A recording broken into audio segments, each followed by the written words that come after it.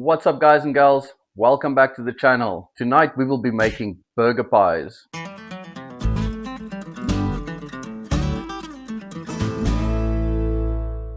There's this trend going viral about people making their own burger pies. Now in the mid 2000s, right about the time that I was studying, don't do the calculations, I know I'm getting old, we had this explosion of burger pies in the country. Everywhere you went, at any garage that you went to, there was burger pies on the rack. We went crazy for it. But then unfortunately, as things tend to go, the moment the novelty wore off, the pies started getting less and less. I think it was a very expensive thing to make and an expensive thing to buy. So these days when you find a burger pie, they're usually not that good and they're highly overpriced. When this recipe rolled around, I was like, hell yes, we're making this. First of all, you're gonna need some puff pastry, you're gonna need an egg, you're gonna need some pickles, you're gonna need some processed cheese, but if you don't like processed cheese, normal cheese will work as well. And then of course you're going to need a good patty. Now I'm not going to make my own patties today, that's for a whole new episode. So I got these amazing patties at Joey's, and in case you've been living under a rock, Joey's is a really great butchery. They have really good quality meat and you can buy these patties from them, about 10 patties for 140 bucks. They're really good quality. They taste really nice. They come in different flavors. I've just got the plain today. They are definitely better than the ones that you can buy in the big chain stores. And they work out to roughly about the same price per weight. But I promise you, these are a lot better. And I'm not affiliated with them. I just really like them. So the first thing we're gonna do, I'm gonna heat my skillet on the stove just to fry up these patties.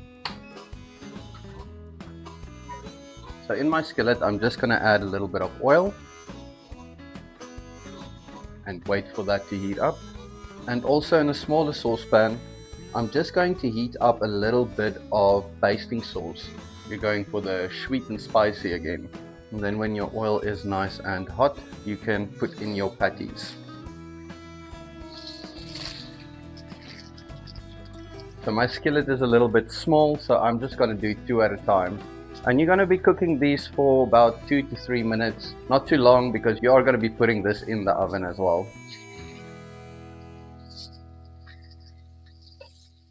And once I've turned them, I'm just going to add a little bit of salt and pepper.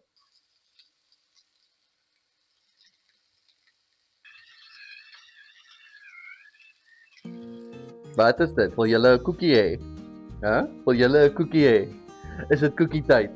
Once your basting sauce starts steaming, you can remove it from the heat. You don't want it to burn. And these patties are looking good, so you can remove them from the heat and put them in the basting sauce and fry the other patties. Just like that.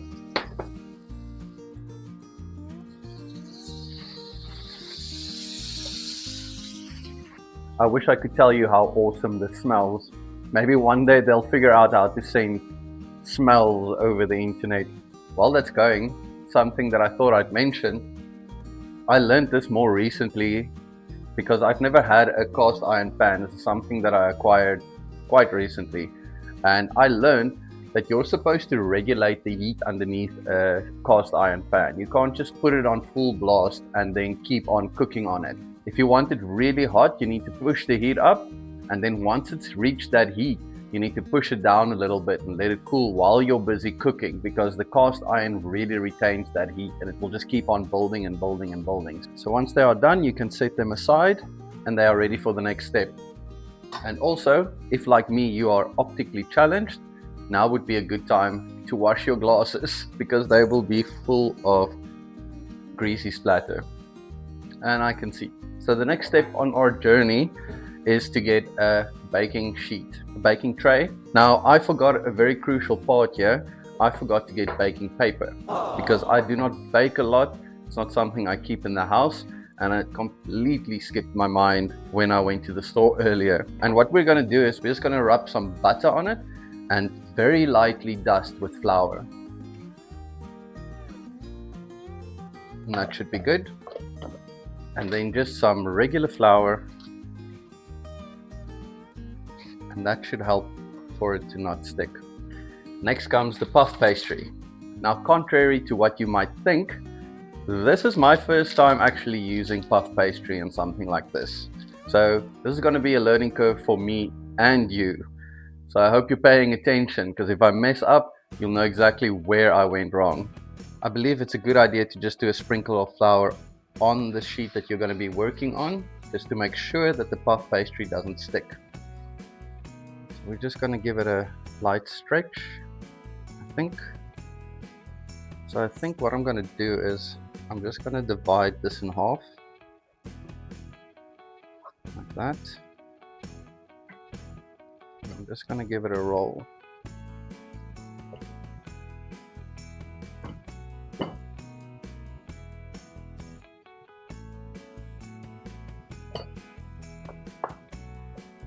But we do not want that too thin. And then I am going to cut them into 4 fairly equal size squares. Let's get the baking tray. On they go. Then the next step, we are taking the processed cheese and we are just going to put it right in the middle of the pastry, like that. Then comes the patties.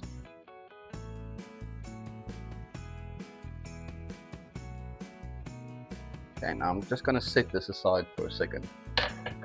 So another thing a burger needs is burger sauce. What is burger sauce? Burger sauce is just mayonnaise and tomato sauce.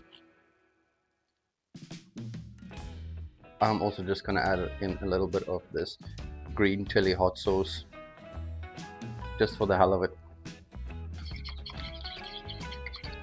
And I'm also going to cut up a few pickles, hopefully before I eat them all.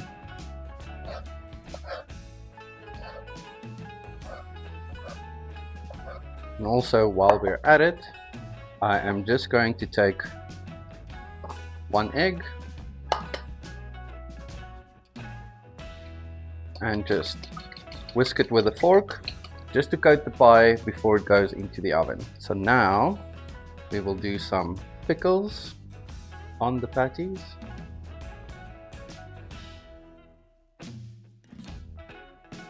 And then the burger sauce. Not too much. You don't want this thing swimming in the sauce. And then another layer of cheese. Now comes the trickier part. We have to close this up. We're just going to do a little bit of egwash around.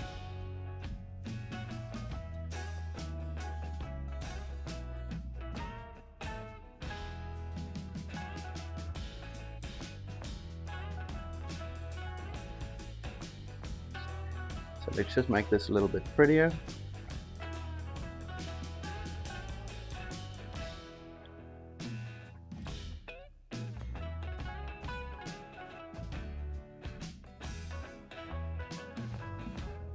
Right, and now you take a fork and you just make it look pretty. Well, I say make it look pretty. This actually helps the pastry to just stick better together, but it also does make it look pretty. It's actually starting to look like a pie. And then lastly, we give it a egg wash. Not too much.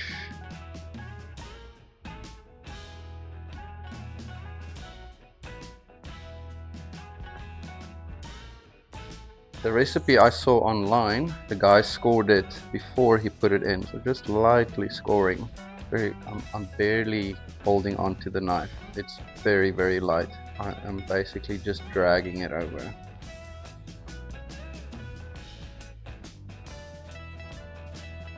And there you go. They look so cool. I'm very glad we got to this part. Got Frankenstein over here. So, before you did all this, you can preheat your oven to 180 degrees Celsius, fan on, and this is going to go in for 25 to 30 minutes. But because it's the first time that I'm making these, I am going to be watching it very closely. You know what a pie looks like, so once it becomes golden brown, they are ready. and I'm going to put my rack pretty low so it's not right underneath that top grill. 15 minutes later.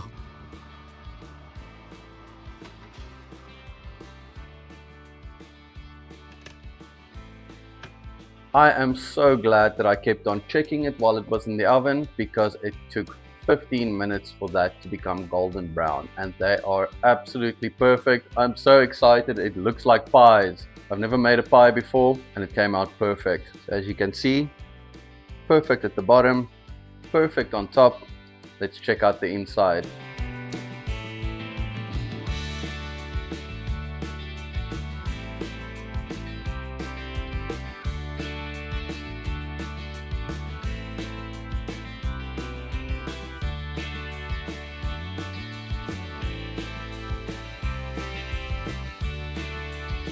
So what did you think of this recipe? That came out very, very cool. If you like this recipe, consider giving it a thumbs up, maybe adding a comment, follow for future recipes, and I'll see you in the next one.